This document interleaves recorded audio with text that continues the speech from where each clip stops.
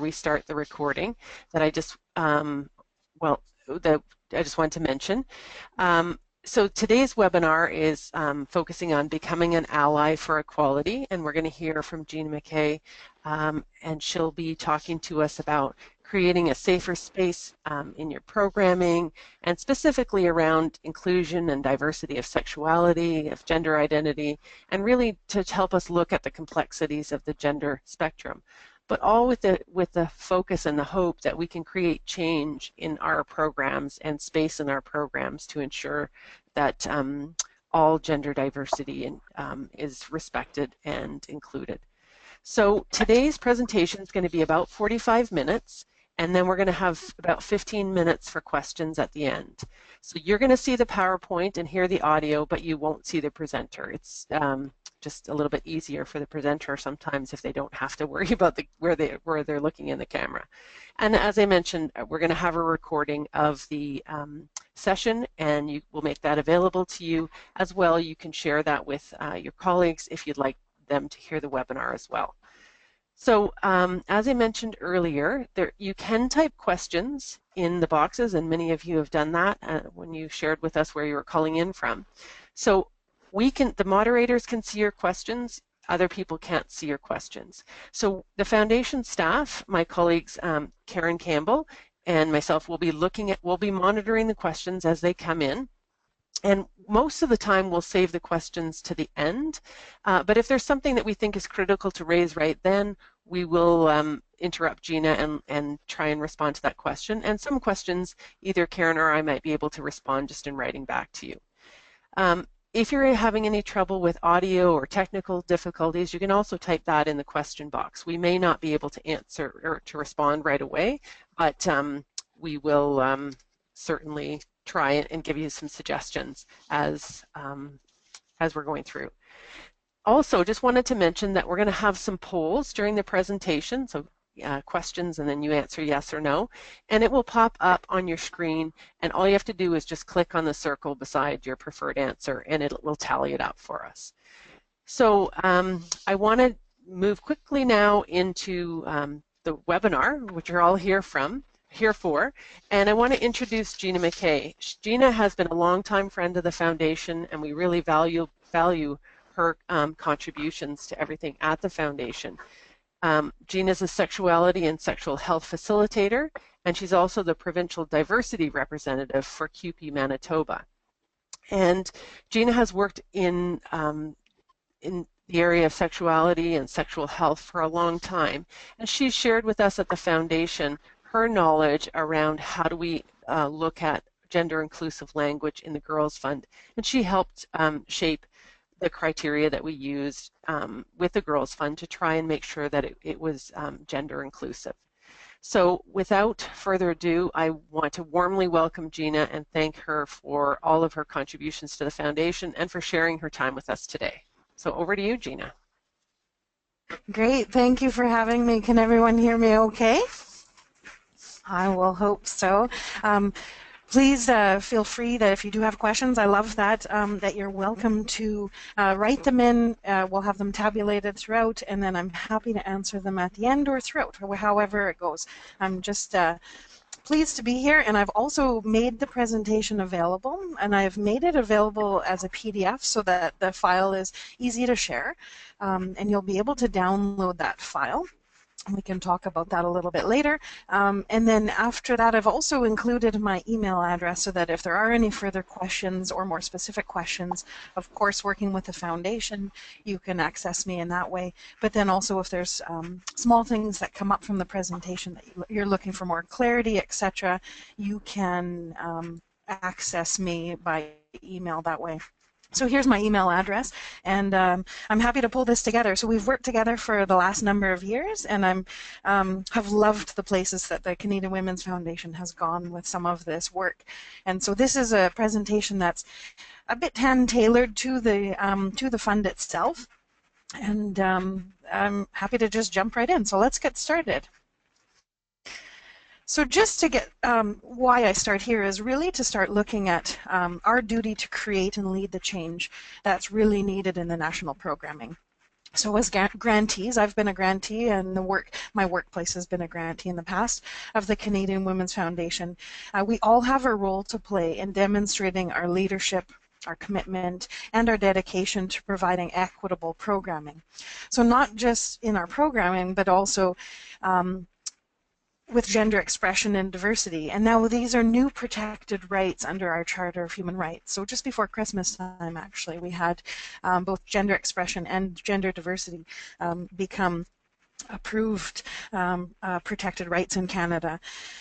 And so how this connects to our programming is that all girls benefit from safe, equitable, and inclusive environments. And so for us in the front line, understanding gender diversity and working towards creating safer spaces for all girls is needed.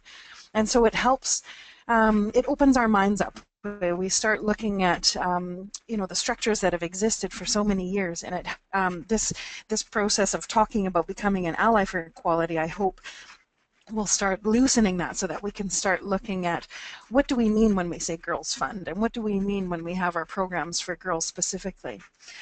As you know, women and girls are disproportionately affected by violence and discrimination. And the Canadian Women's Foundation in particular is taking a lead on creating change in this magnitude, and it'll be monumental, and we've seen that happen already because we start expanding, we start understanding our legislation and our rights in a way that affects our programming. So leading change begins right here, right at this step with you joining in today and starting to look at some of your own programming. And so I'm really happy to work with all of you to opening this door to the conversation. Where we're going to go today in the amount of time that we've got is to go through in a general way and in an open way to start talking about sexuality and the gender continuum. So going through some of the basics, of course, to help maybe answer some questions, open your mind to a couple of new concepts, etc. We'll start talking about safer spaces, and the work that you'll be able to do and what you'll be able to take away is to put this into action. One of my favorite words is praxis, which is putting theory into action. So we can talk about that theory and talk about those concepts today. And then what makes this perfect for you and for all of your programs is that you can make it make sense within your own structure. And so that's where we're going to go. We're going to look at some of that. We're going to start look at some of, creating the resiliency among our colleagues. So that could be our frontline staff, our program team, etc. So feel free along the way with the questions, of course, and then what we'll do is I'll end with a couple of pieces that will be just a quick review, 5 quick things that you could do to start the conversation in your program.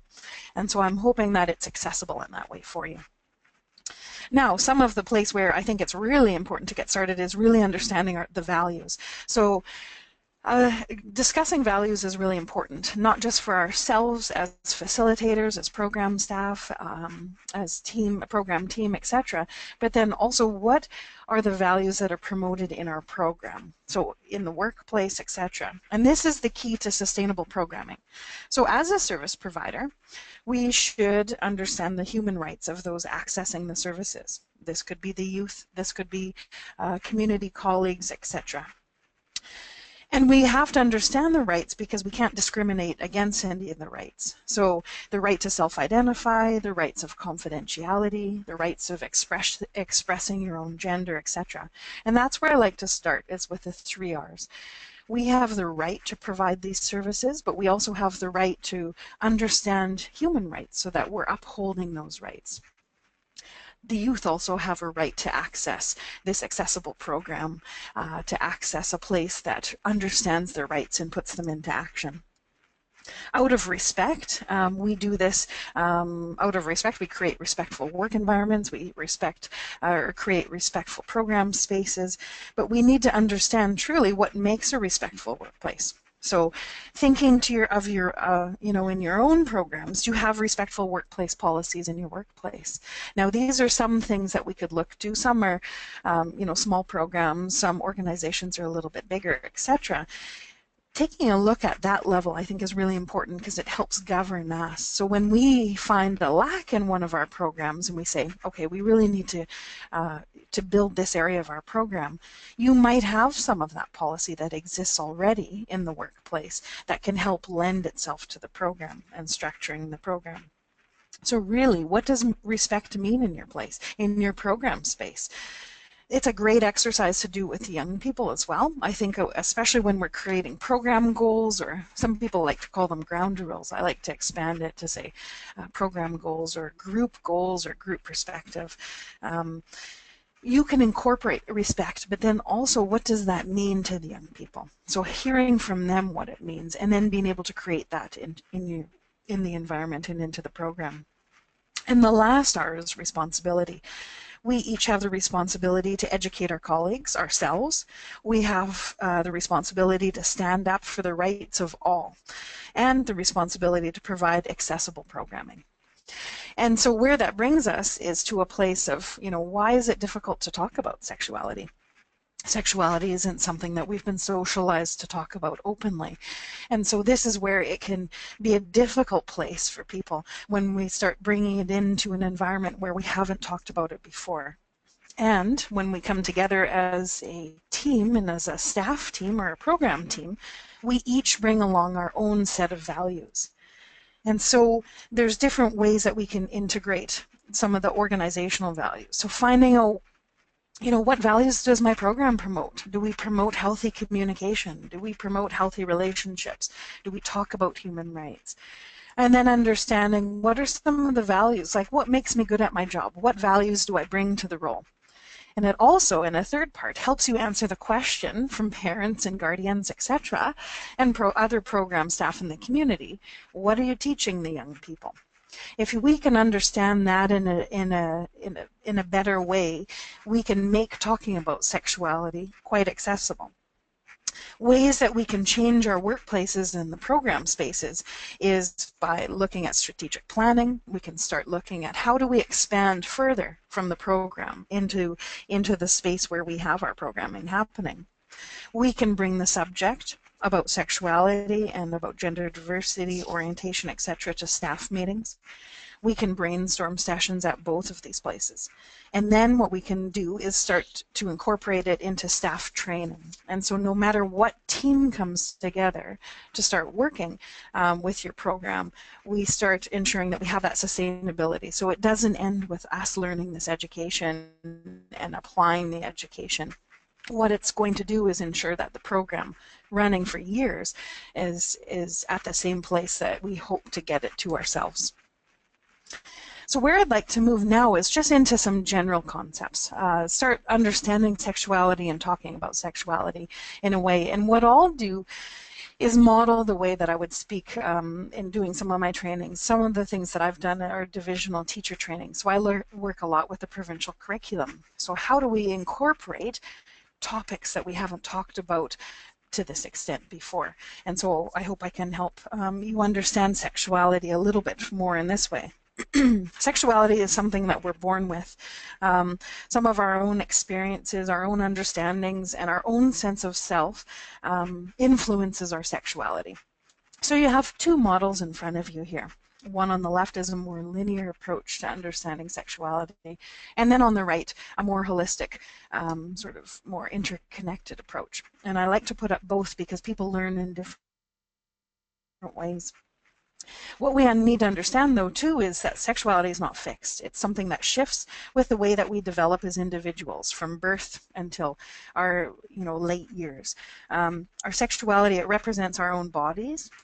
So if you look on the right, there are our own bodies, the changes our bodies go through, the biology, what's been assigned to us. Bodies are not just about reproduction. It's also about pleasure.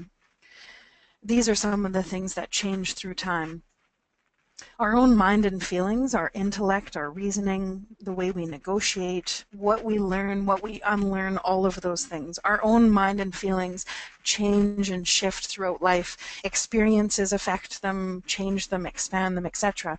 And this is, as you can see, as we're starting to develop a more sort of ever-changing self. And really, that's what happens. If we were the very same people we were as when we were, you know, born, for instance, we'd all be wearing onesies today, right? So of course we express ourselves in different ways. We learn and change. We learn from our own experiences. We learn from society, etc. A part of that also is our gender. So we express ourselves in different ways. It's ever changing, right? We go through phases of, you know, what we like to wear and what we don't like to wear. Sometimes you'll think, well, do I wear the same clothes when I'm at work as when I get home? Well, probably not. You probably shift and get comfortable, you change, and you're always expressing yourself in a different way. And that's true gender expression. It's a reflection of a sense of self. It's a shift in behavior, your attitudes around gender, all of that change through time. The relationships that we're in as well also are reflective of our sexuality, our own sense of sexuality, our own feelings and connections, our acceptance, our attractions, all of those things change. And you can think of your own life throughout the lifespan. Of course, all experiences change us, but we also grow and learn from some of these as well. And so being able to look at it in an interconnected way, we can actually take a look and really root it in values and beliefs. Everything about us changes as we learn. Our morals, whether you have faith or not, your comfort, your own activism, all of that. And so that's a true sense of sexuality. It's something we're born with and how it evolves through time. Now, if you look on the left, your mind, body, heart, and spirit, and the interconnectedness of those as well, are also really important, because people, no matter what, feel connection. They can inform each other, our bodies and our hearts and our spirits and all of those things, and that is truly reflective of our sexuality as well. And so the bottom line is, it's something for us that is ever changing. How we look at it now is something that is sometimes constructed in society. We're told a lot of times, you know, what's right, what's wrong, and we're fed that same information through the media, through advertisements, through all of the things that we consume in different ways. And so what's important for us as educators and frontline staff is the language that we use. And it's a lens, really a lens for sexuality education. So I've pulled together you that might help in examining your own lens. So we need to shift beyond some of our own understandings or the ways that we were socialized, because those aren't, you know, sexuality isn't always a topic that we all are comfortable just openly talking about. So the word sexuality in itself, how it's interpreted. I have more parents, I think, coming forward to me when I'm doing teacher sessions and trainings around the human sexuality unit in schools, because what they hear is sex. And so a lot of people don't go beyond that. But even in that last slide, I was able to show you a more holistic and interconnected way of looking at sexuality. It's not just about sex. It's a reflection of who someone is in all different aspects of their life.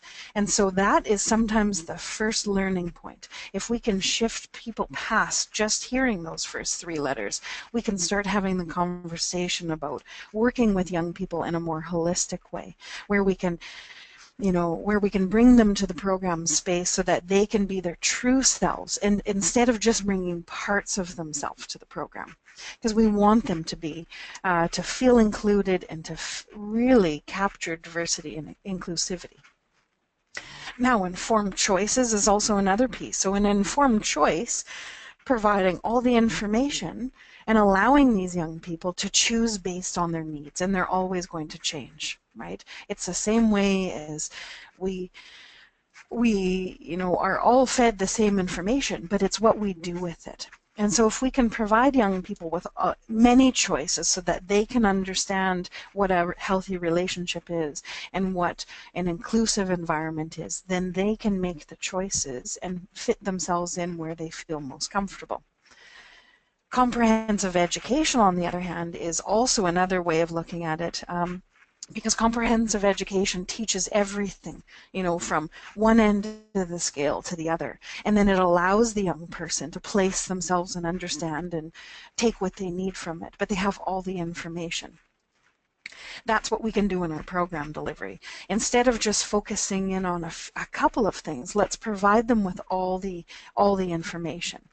Now, a very specific example of this, and in some of my work in sexual health, what I do is, I wouldn't just teach young people about birth control, right? I would teach them about everything, all aspects of that. Let's understand consent. Let's understand options. Let's understand testing and all the STIs, all of that information, so that when they need that information, they have something to draw on, instead of just focusing on one slice of it, because they work together, and that's that holistic view of it.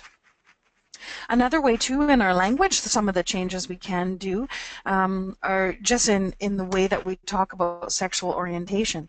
So I've heard some people say, well, it's someone's preference or their lifestyle. So a preference or a lifestyle is whether you put on a seatbelt in a car or not, whether you put a helmet on if you're going to go biking, whether you run straight into traffic or you cross at the light. Those are choices that you make, lifestyle preference. Sexual orientation is different than that. They're very different things. As we talked about, sexuality is something we're born with and evolves throughout our life. Orientation, expression, gender, etc. is a part of that sexuality. And so our shift is starting to talk about sexual orientation. Using that language is more important than saying someone's preference. Okay, I prefer tea over coffee or coffee over tea. That's a preference, not an orientation. Another piece is the language we use around partner versus boyfriend or girlfriend or husband or wife. And so heterosexism is when we assume that someone is heterosexual until they tell us something differently, or people create a situation where they're trying to find out always. And so what's important, pardon me, is using that language and diversifying, or using more a neutral approach to it. And so no matter what, whoever I'm talking about, I always use the term partner if that's what they've expressed to me in the first place. It's not something I'd ever assume. And so instead of jumping to an assumption, let's wait to hear and let's allow them to place themselves accordingly. And really, do we need to know a lot of times? So using a neutral approach and using neutral language is really important to allow that space for that person to express themselves appropriately. And the last point here is neutralizing pronouns, which builds off of that exactly. You take the direction. So a lot of people get worked up because they feel like they don't know, or they don't know what to say. And really, it's about taking the directive from those young people, or from those people, colleagues, or whoever they are in general, from others, let's say. I speak always in a neutral way, and it's really just about practice. And when someone uses a pronoun that's maybe different for us and we haven't heard it before, it may take you that time to practice and to understand. But it's about, remember those 3 R's: rights, responsibility, and respect. I have the right to use that proper pronoun, and out of respect, and it's a responsibility of mine as a program staff. And so just take the direction. A lot of people get worked up if they might use the wrong one, and then what do they do about it? So I always say, like, I've been in situations where I've used the wrong pronoun without even thinking, and being able to say, you know what, I've recognized that I've used the wrong pronoun, and my apologies for using that, and I will ensure that I'm conscious of that and moving forward in a good way. That's something we can do for ourselves. Being able to recognize it and move forward. And when we're not sure, we provide the space for that young person to come forward and express it. And it can change, and that's okay. We change every day. Everything about us evolves and shifts. So it's no problem to just feel like, let's open up the space and let's be open to change and open to diversity and open to inclusion. And these are the very fine ways that we can do it. So moving into values, so building on that, I would say, is really starting to look at not only where youth are building and understanding the values, like where do we learn them? We learn them from all sorts of different places, social media, even with that influence, in media, in schools, our friends, family structures, religions or beliefs, spirituality. And do they change? Absolutely. We need to examine our own selves as agents of change. So where we place value, how we engage in certain programming or not, they're all reflective of our own values. We can influence, there's a lot of influence from the social world, of course, social media world, from our communities, and each one of your group places. Each situation is very different. But the way that we work with those and the way that we understand those values and our own values can positively or negatively affect the programming. And so that's that piece of it. I always say that if something affects you or shocks you, or you say, "Ooh, I'd never do that," that's a point of learning for you.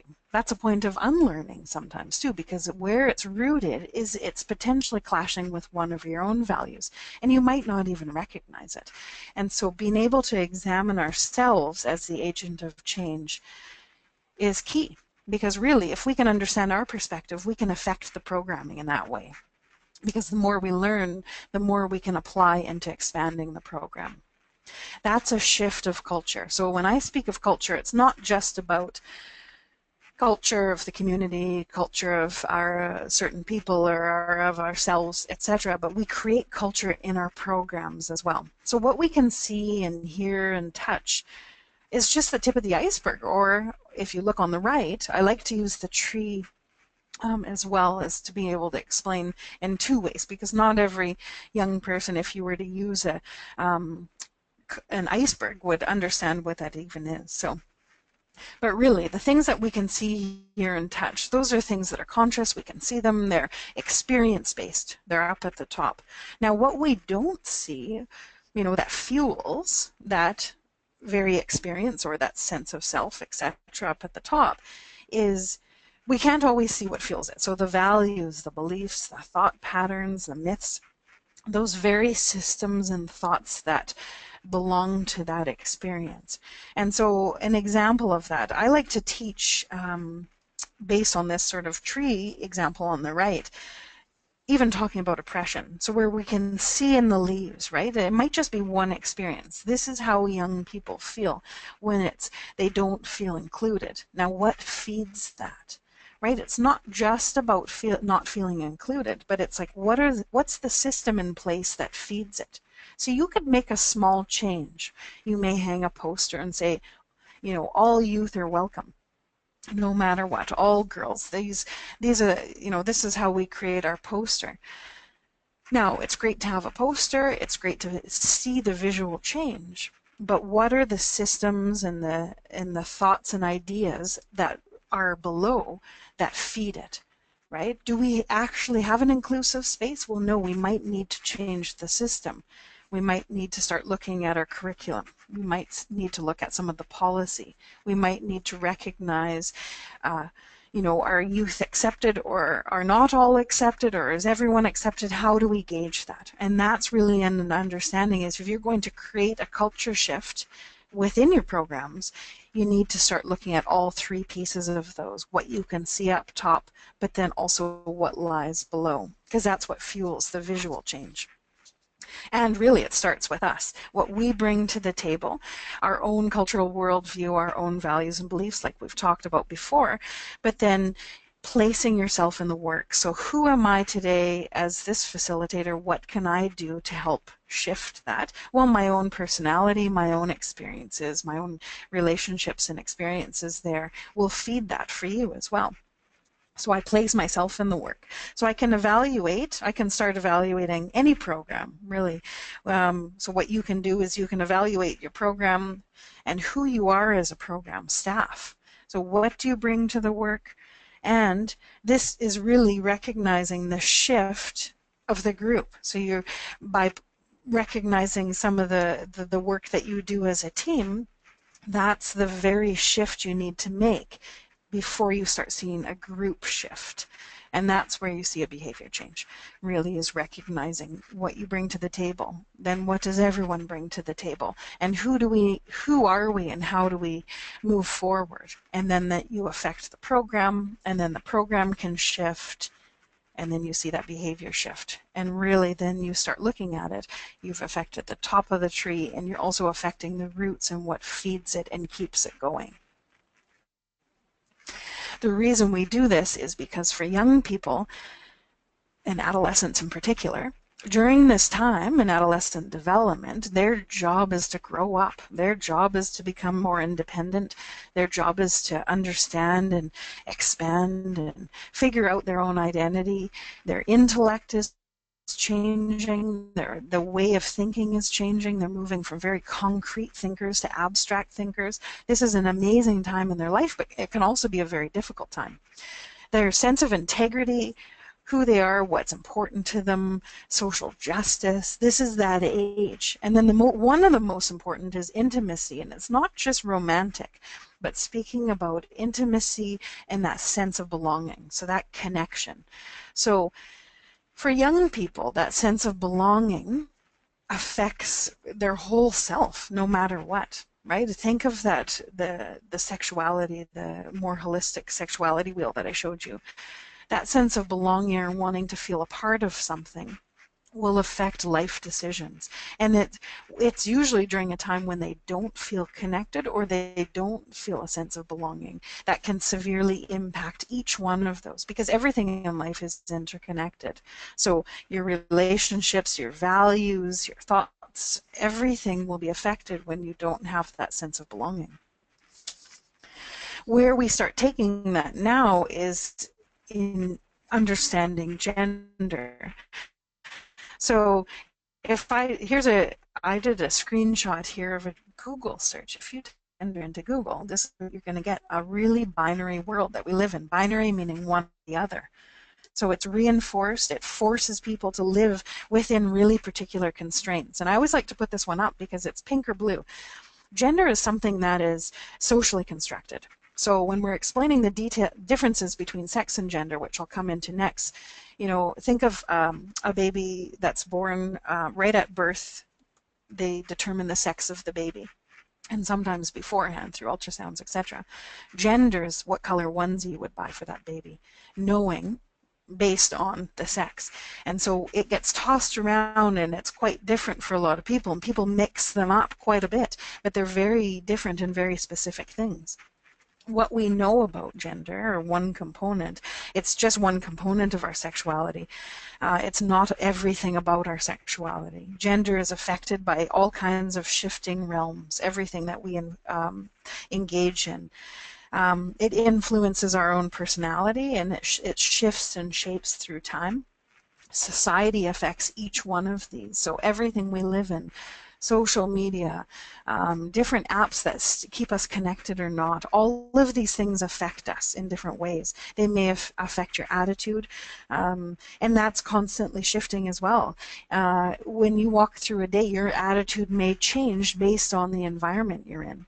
Right? It's constantly shifting, whether that's politically, socially. Those are the things that can govern types of communities, but it's also our attitudes that shift and change throughout as well. Our behaviors are also impacted, whether we feel comfortable or not. The choices we make, etc. They're interconnected and they're connected to our gender. The values, our own values, whether they're inflicted or they're values that we're searching for, that are sought after. And then also recognizing the relative of power that's associated. So some of these things exist already, but it's influences that either change it in a positive or negative way. And gender roles, very traditional gender roles that exist, also fit in that relative power category as well. And this all impacts ourselves. And what we sometimes forget is the freedom to express ourselves is a human right. And so if we can't express ourselves openly, then what does it do to our sense of self? Do we feel included? Do we feel a sense of belonging? And all of these things impact each part of our world. And it sort of connects back to that point I made about whether young people are bringing their whole selves to the program or only pieces of themselves. And what we hope is that we can get to a place where they can bring their whole selves, whoever they are, all parts of them, so that they can learn and expand, and we send them out into the world with these great values that our program instilled.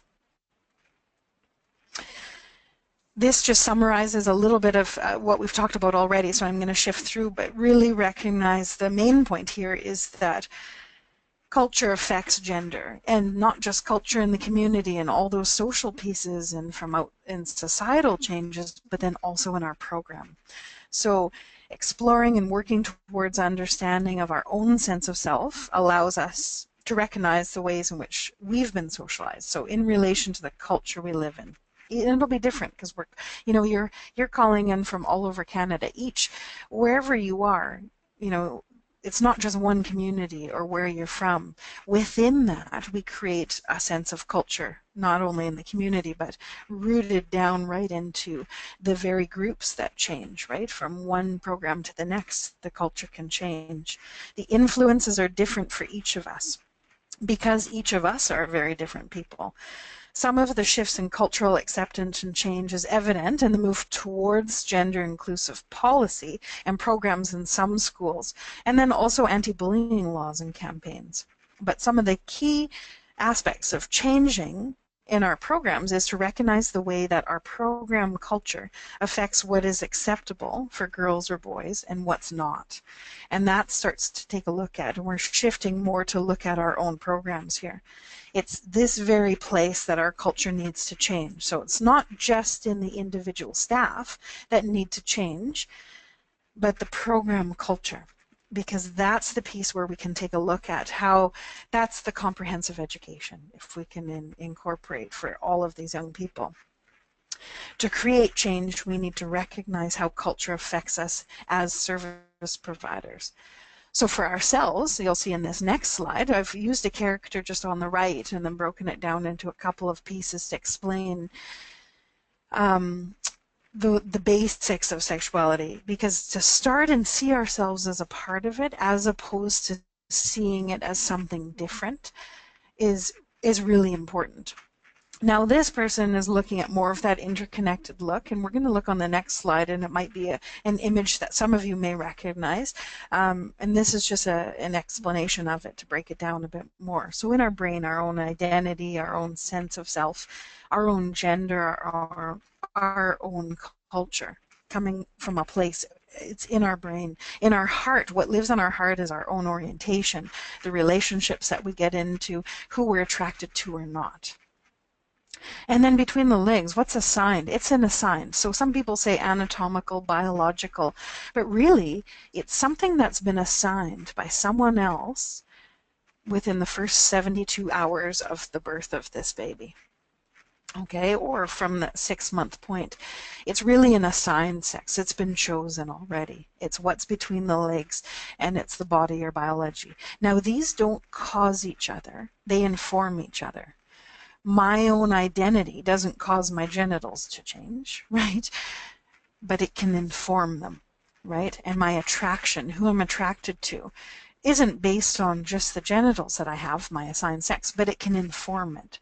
And so when someone feels in line where their own sense of identity and their own attraction and the parts that they have are in line, may identify as cisgender. Right, and so this is a term that you might have heard before or not.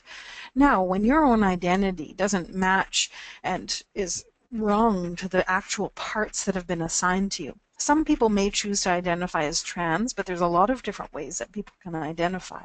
But when trans is to shift or to change, right? So it's when those pieces may inform each other and don't line up for that individual. They need to feel a whole sense of self that is in line, and they might need to change that gender or that identity to be better reflective of who they are inside.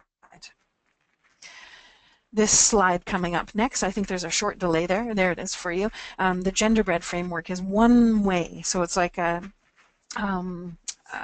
there's a QR code there that for sure for some of the, if you'd like to learn a little bit more about the image, but really looking at that interconnectedness, right? Someone's identity, their attraction, their sex, and how they express themselves is really important to understand. And this is for some of our own language so that we can help understand. This isn't something that, we're going to finish the session today and we would ever expect someone to go out and just teach this.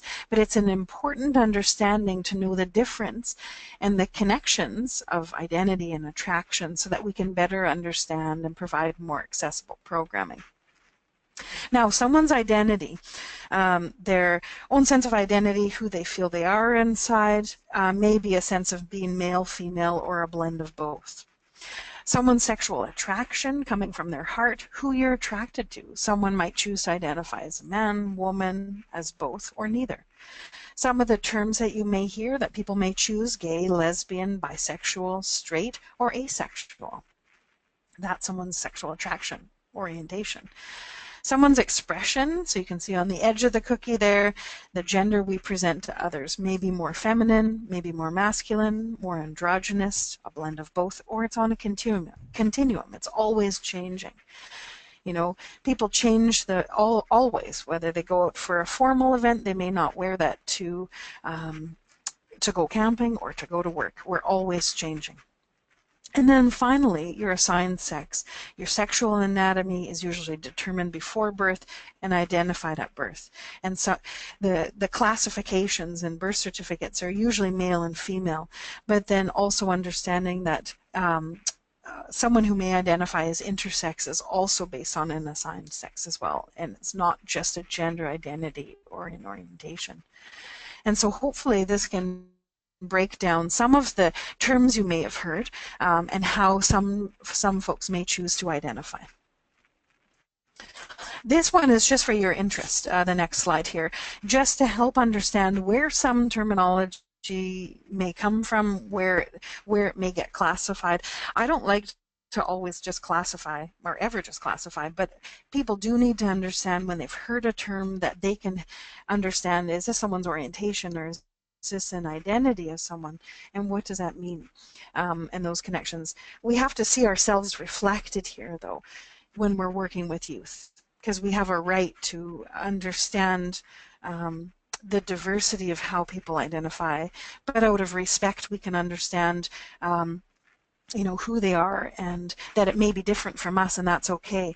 You don't have to you know, you don't have to believe or understand or live in that person's life to accept them, but we need to understand their rights and our responsibility to providing inclusive programming and out of respect. So a lot of people get held up there, but if we can really base it on those 3 R's, we can see ourselves shifting through some of that knowledge base. One of the things too to recognize is just that diversity is always on a continuum. It's not something that's fixed. It's very fluid. And we can't assume. That's really what the key message is. We need to be able to identify gender and gendering so that we can teach it in our programming. But that whole system of gendering is sexism, and that's what we learn. We see that through advertisements, through consumerism, in all types of traditional gender roles. And we see it in all of these things that you'll see on the next slide. Genderism or gender is everywhere. It's fed to us through products and advertising, etc. And really what we need to understand is what type of gendering do we create in our programs? Do you challenge traditional gender roles? Do you recognize the ways that you represent gender in some of your own programming? So prime examples of this may be some groups will order shirts or they order all pink shirts, for instance. And remember we talked about very traditional binary systems, which are either blue or pink. So colors are really specific. Different types of stickers, the language we use in our posters, all of those things reflect gender in our programming. And if we want to diversify that, we need to hear from youth about how we can expand that, the posters that we use. Because gender, no matter what, you see it in everything, each one of these. You see it in bathroom signs, you see it in schools and types of schools, you see it in the way that young people or very traditional roles are supposed to walk and sit, and the way they eat, everything about that. And so when we're working with youth who are gender diverse, we need to, whether we know a lot about it or not, it doesn't matter. But what we need to do, if we don't understand all the details of it, is we actually recognize our own role, that we don't need to know all the details. We need to understand and support the definition and what this young person is going through, and we need to hear them. But then it's our role, and it's our right and our responsibility to ensure that they know they're valued and to hear them. So what might they need, if anything? How do we connect them to supports? But let's hear from them first. Are they looking for supports? We don't need to fix this young person, but we need to create space. So that sense of intimacy or sense of connection is really important. That is the goal, is inclusion. That's where we can empower youth, and then that's how we can support youth. These are some of the teaching tips that come along with it. When we don't explore gender and start looking at creating more inclusive or safer spaces, youth are left to find answers on their own. Yet some of our programs thrive, right?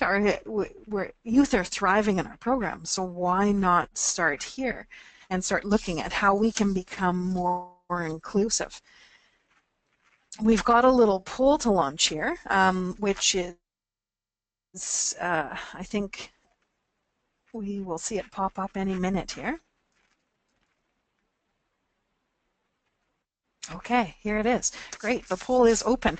You're going to have a question come up. Do any of the schools in your communities have divisional or administrative inclusivity or diversity policies?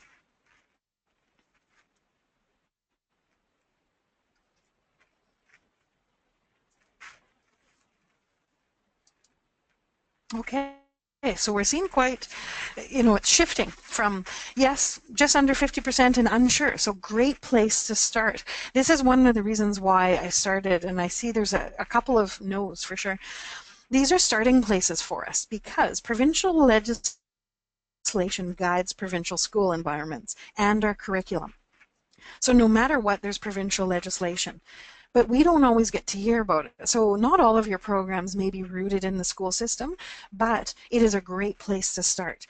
That's a place where we can start looking for existing policies. Is there something created already? Where we can expand and use some of that language and shift it into our own programs. This is a great place. Some of the work that we do, you may think, oh, of course I want to create a more inclusive space. Oh, you know what? I don't really write policy, so what do? Start looking to the community. That's how we can start shifting. I'm just going to shift, sorry, to the next slide here. That's where we can start creating and shifting towards creating a more inclusive space. Let's find out what exists already. And then how does this influence our programming? So find places for expansion. Go back to your own workplace. And this is what I'd invite you to do. Go back to your workplaces, your group room, and evaluate it. Let's see what's happening already, because it's not just about the language. We can change our language and our posters and everything, but we have to start looking at that program expansion. There's a lot of programs out there that exist already looking for safer spaces education, for posters, and that's why I wanted to remain open to work with you to help make those connections for you. But how do we measure it in our own programs? That's what's going to be our work here. And in our last couple minutes, I'm just keeping an eye on the time here, creating that toolkit for change. When we're looking at creating safer spaces, we can take a look at any of these. And this is, I put lots in here so that you could see that a safer space is not just about gender or gender diversity or sexual orientation. Safer spaces is about understanding what the community needs and creating more inclusive spaces. And that might be having more art and signage, etc., scent-free zones, physically accessible spaces, spaces where there's ventilation or there's places for smudge, if that's what the program does.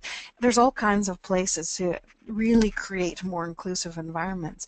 But then also what we need to recognize is if it's a girls' program, then how do we make that more inclusive?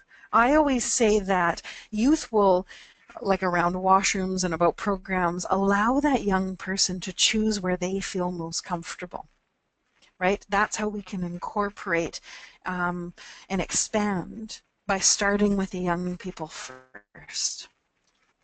The Canadian Women's Foundation has been guiding this way for you. They've looked at tools for program exploration. We've also talked about the Mentoring Girls toolkit. That's one thing that's available to you at mentoringgirls.ca. There is a section on gender inclusion, and maybe that's a place maybe you didn't know existed before, but a great place to start. Taking a look at some of these examples as well, you can create your own action plan. I have a handout for you. If you look on the right, if you're on the webinar strip there, there's a place where you can download the handout. So there's two there. The presentation and then a gender inclusivity worksheet. So this is something I would encourage you to download, to print off, and then what you have available is a template. So one of the things that I've done is I've worked with organizations to say, bring this framework to a staff meeting or to a program team meeting and say, let's expand. Let's actually start this conversation. SAKE, or it's what it stands for, SAKE is Skills, Attitudes, Knowledge, and Environment. This template is going to help you expand in each one of these sections. So the first place, what skills do we have to implement change? Let's list them. What do we need to do to create a safer space? The next, attitudes. What attitudes exist in our programs? What knowledge? Who are our go-to staff support people, or who might they be? What training exists already, or is there a need for change? And start naming the places where you think your program can expand. And then the final one, which is the environment. What kind of environment do you hope to create? And that is the place where it can clearly demonstrate what safety means in your community, and it'll be individual and specific to your program. How do you highlight the rights of all youth attending your programs? That's the environment. What do you want to create to portray the inclusion and diversity? So hopefully that's a tool that you can bring forward to start those very raw conversations. It's the self-exploration, and what'll happen then is it'll lead to a program exploration or evaluation, and then comes the restructuring. And youth involvement is key there. Youth have so much to teach us already. So how do we get this conversation started? Here's a couple of examples. What does your program do already to create a safer space? How do your programs demonstrate acceptance and rights of all girls? And so take a look at some of these questions as guidelines. The next is, if we were actually going to take a look at our program or do an environmental scan, which is sort of checking all levels of it, let's start talking about how we represent gender already. How does our community reinforce gender roles? What exists in your community?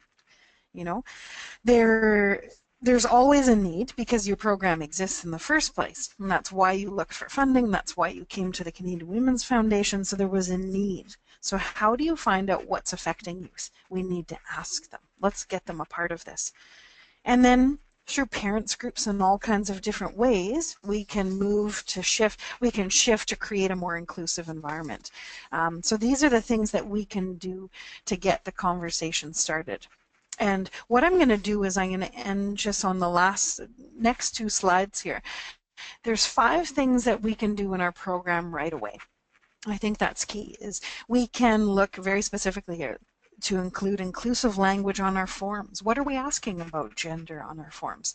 Do we have 2 boxes that the young people click, or is there 1 box? Or do we have a blank line for a young person to self-identify? Take a look at your printed materials. Take a look at what you're portraying on social media sites, what you're sharing on social media sites.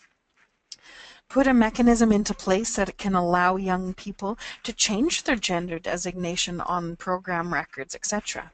So is there room or fluidity or expansion? Is there room there in some of the things that the forms and the tools that you use? You can create awareness through events. You can shift your language in that way. You can include activities that start getting young people to brainstorm and sort of shift past these really binary perspectives of gender.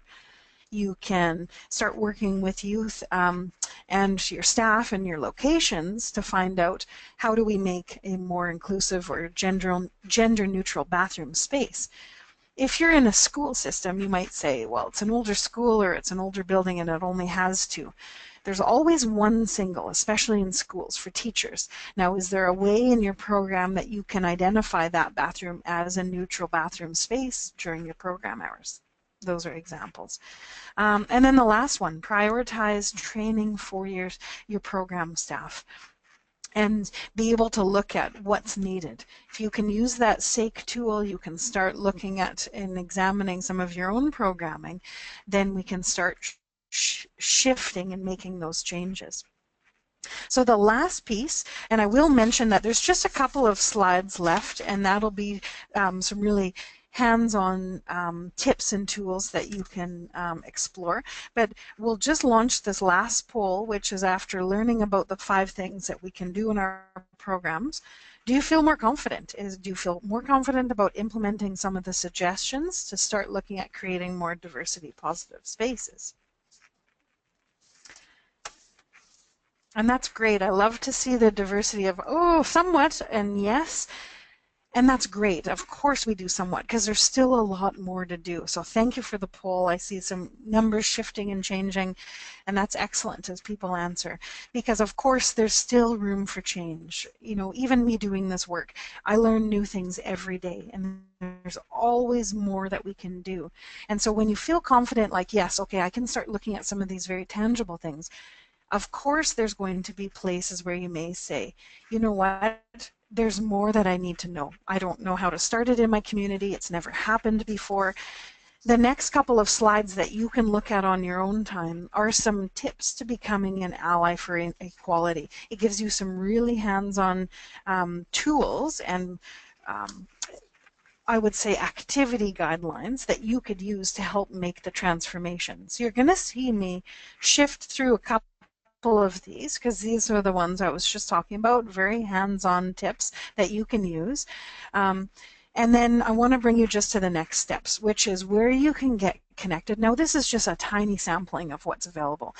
We'll stay in touch through your program team and through the CWF, of course, but I wanted to give you at least a couple of places where you could go for further reading. These 2 resources, the sexual orientation in schools and gender identity in schools, is a great place to start, as well as at the bottom, the EGAL Every Teacher Project. I know those are specific to school environments, but they can help shape understanding what it's like to work with youth systems. So I hope that leaves you with a lot of good information. I will shift over to the next slide just as a wrap up, but you will have this available to you so you can check those web links in a quicker way. But I want to leave time for some questions. And I do see that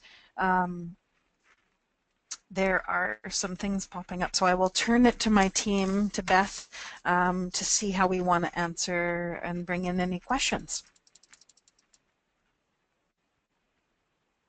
Okay, thanks very much, Gina. We really appreciate your insights and sharing your knowledge. Just a reminder to people, in case people have to sign out right at 2 o'clock or right on the hour, the handouts that Gina was talking about on the right-hand side of your screen. If you click on handouts, you'll see the 2 handouts listed there, and you can download them so that you can then look at the full PowerPoint later or the SAKE resource that Gina was talking about. If you missed that, we can certainly send that to you, but it should all be there. So we want to open it up for questions, and Karen is helping me moderate the questions. So I think that I'm not seeing any questions. If people do want to type some questions in the box, feel free to, and then we can try and answer them just as we wrap up. Karen, are you seeing any questions that I'm not seeing by some chance? No, I don't see any questions yet. You can either type them into the question box, or if you want, you can actually raise your hand. There's a little icon beside your name that looks like a hand. If you would prefer to say your question out loud to the group, you can feel free to do that, and we'll call on you.